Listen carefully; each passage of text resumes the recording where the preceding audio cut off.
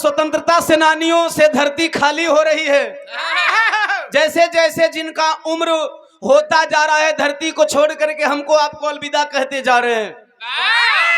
कैसी जंग रही, कैसी लड़ाई रही, क्यों इस धरती के लोग क्रांतिकारी कहलाए। आजादी से लेकर के अब तक जौनपुर की जनसंख्या आसमान छू रही है, लेकिन नेताजी के द्वारा 4-5 नामों की गिनती की गई, गिनती कराई गई। कुछ तो रहा होगा खास क्रांतिकारियों में, कुछ तो अलग रहे होंगे बाकी जौनपुरियों से, तब तो आज उनकी चर्चाएं इस संवाद के खड़ी में आई। तो आइए थोड़ा क्रांतिकारियों के जीवन के ऊपर छोटा सा प्रकाश। आओ बाबू।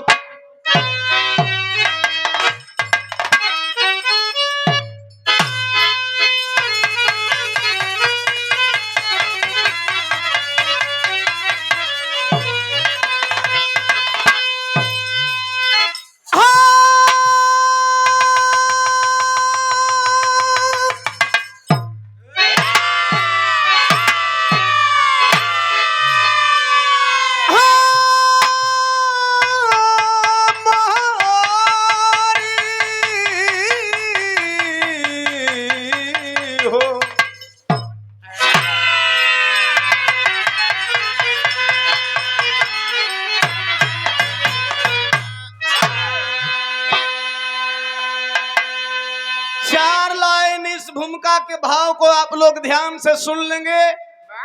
भूमिका का सारांश यही समझ में आ जाएगा, बिरहा की कहानी बस सुनना रह जाएगा।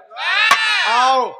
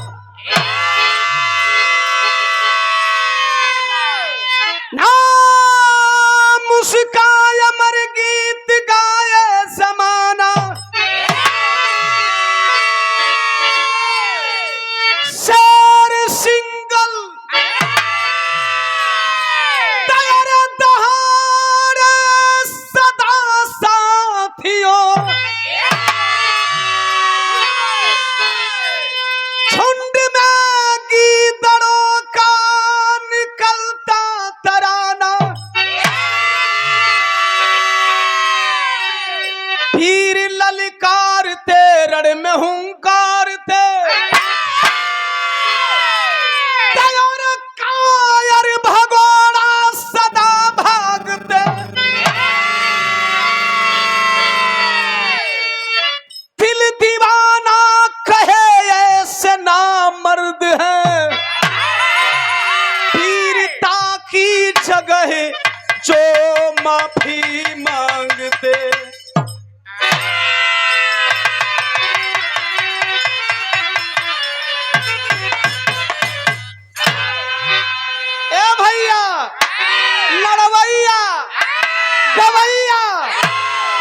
चढ़वैया कब वो जोड़ी ना बिछलन जे ही मिलल। अगर जोड़ी बीच बीच से लड़े वाला लड़े, गाय वाला गावे, चढ़े वाला चढ़े, तो लड़वैया गवैया चढ़वैया नहीं खे भगौड़ा बा। बिरहा में कव्वाली लगल मास्टर राजा।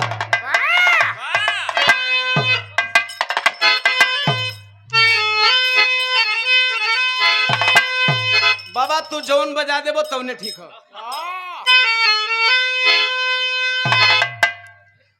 अगर दिलवर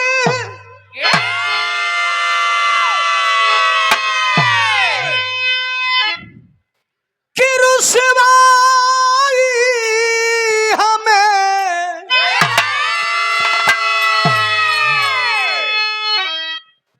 मंजूर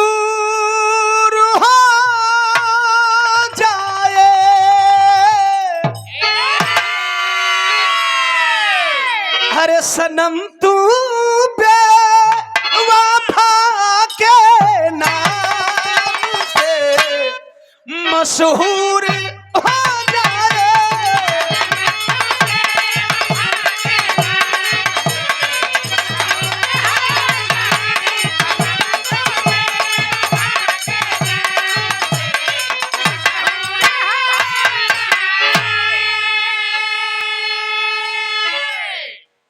साहब, जहां हमारे भारत में महिलाओं को घूंघट से बाहर आने का हक नहीं था, वही बाबा साहब डॉक्टर बी.आर. अम्बेडकर जी ने संविधान में महिलाओं को पावर दे दिया। आज हमारे आपके घर की बहन बेटियां चपरासी से लेकर के सीएम पीएम तक बनने का सपना देखती हैं, बनती भी हैं। यही है संविधान, यही संविधान हक देता है। इसलिए संविधान को सुरक्षित रखना बहुत जरूरी है। विराम भाव हो। मान सम्मान क्या खातिर यारी से शोबीर टकराए,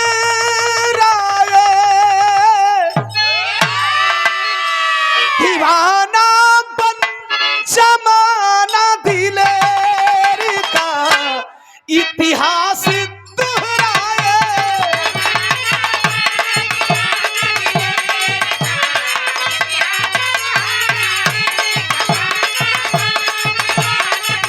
और देखो,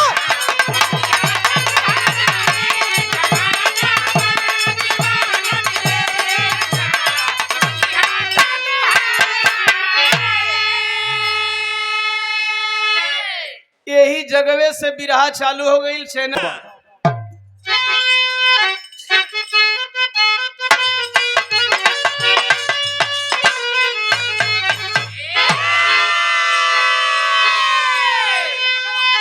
तो है ताज हिमालय जिसका सागर भी पाँव पखारे, वह भारत देश है मेरा, बच्चा बच्चा ललकारे। हरियाणा प्रांत के अंदर मशहूर जिला अम्बाला,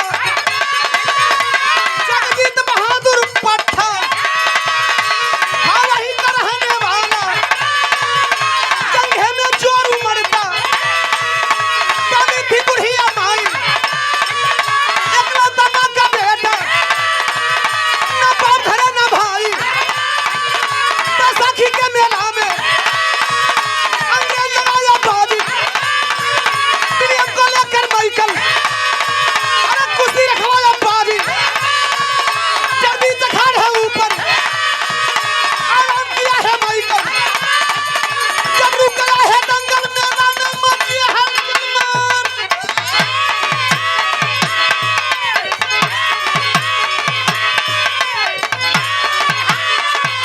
बस हो गई।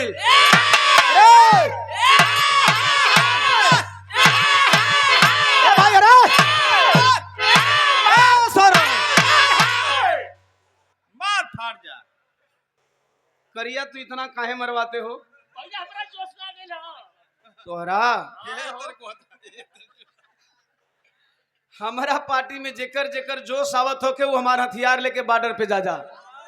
तोहार हथियारों जे काम ना करी, काहे?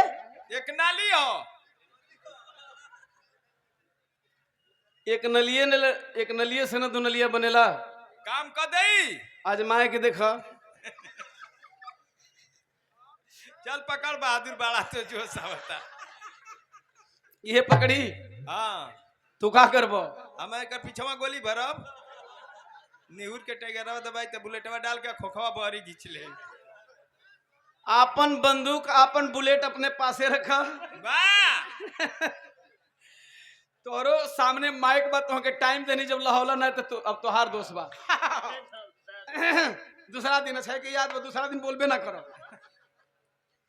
बिरहा की बात समझ लेंगे। हरियाणा में अंबाला दू गो बा, अंबाला शहर, अंबाला कैंट।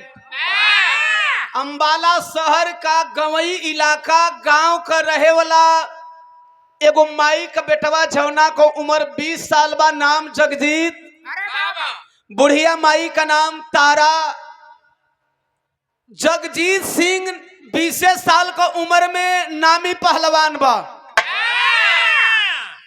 भैया हो जैसे हमन और खिचड़ी का महत्व बा, सरस्वती पूजा का महत्व बा, आए वाला टाइम में होली पर्व का महत्व बा, वही तरह हरियाणा पंजाब में बैसाखी मेला का महत्व बा। बैसाखी का मेला लगा हुआ था। हमारे भारत के पहलवान अखाड़े पे लड़ रहे थे। अंग्रेजी हुकूमत थी, शासन अंग्रेजों का था। वही अखाड़वा पर दूगो भूवर 68 पीर को भुवरा पाड़ा चढ़ गए। दूगो अंग्रेज, जिन क्रांतिकारियों की बात अभी नेताजी किए, एक का नाम माइकल जॉर्ज और एक का नाम माइकल विलियम। माइकल जॉर्ज जिले का कप्तान था, माइकल विलियम उस कप्तान का पहलवान दोस्त था। अरे चढ़ा दिया अखाड़े के ऊपर, पकड़ लिया हाथ, ऐलान किया इंडियन पहलवानों की कुश्ती बंद। अब आपको कुश्ती मेरे पहलवान से करनी होगी। और कुश्ती लड़ने वालों पहलवानों सुन लेना कान खोल करके, शर्त क्या होगी हमारे पहलवान से लड़ने की, जीतने और हारने की। कौन शर्त बतावा, तब तरज बदल गई।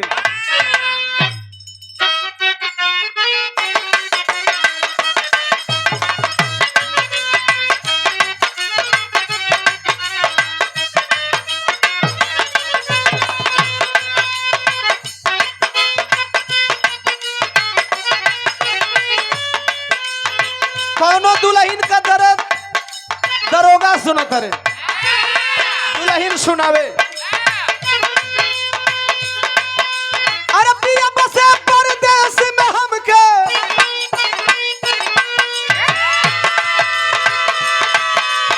पिया बसे परदेश में हमके, दुख से तनी उबारी ये दरोगा जी।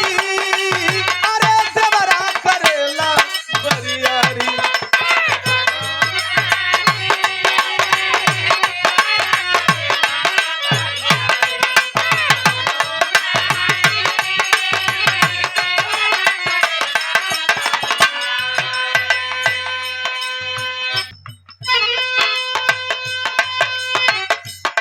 ऐलान सुनाया अंग्रेज,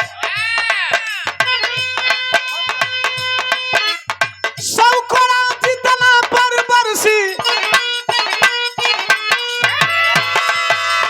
सौकोड़ा जितना पर बरसी, नियम हमार बकाड़ा यदि हरा बाता। अरे बंद होई जाई ई अखाड़ा यदि हरा।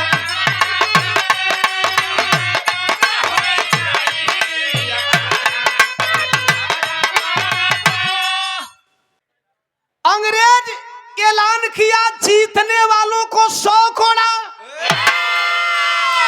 और यदि लड़ने वाला पहलवान हार गया तो अखाड़ा। पूरे अंबाला जिला का यानी पूरा जौनपुर जिला का ऐलान हुआ। तो जिला के लिए एगो बात, एगो ऐलान, एगो चैलेंज वो अंग्रेज और सुनावत था। कैसे मास्टर?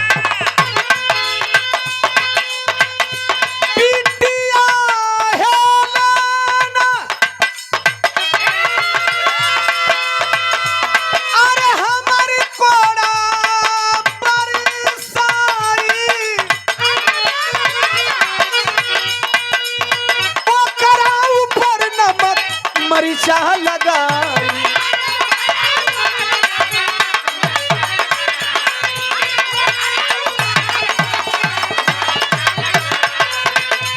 अरे शर्त सुन कई पहलवान के,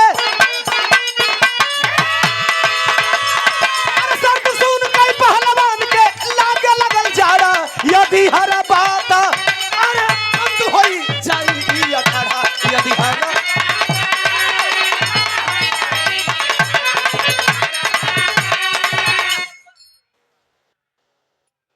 सौ खोड़ा मेरी बेटी हेलेना बरसाएगी। हेलेना, क्या प्यारा नाम है।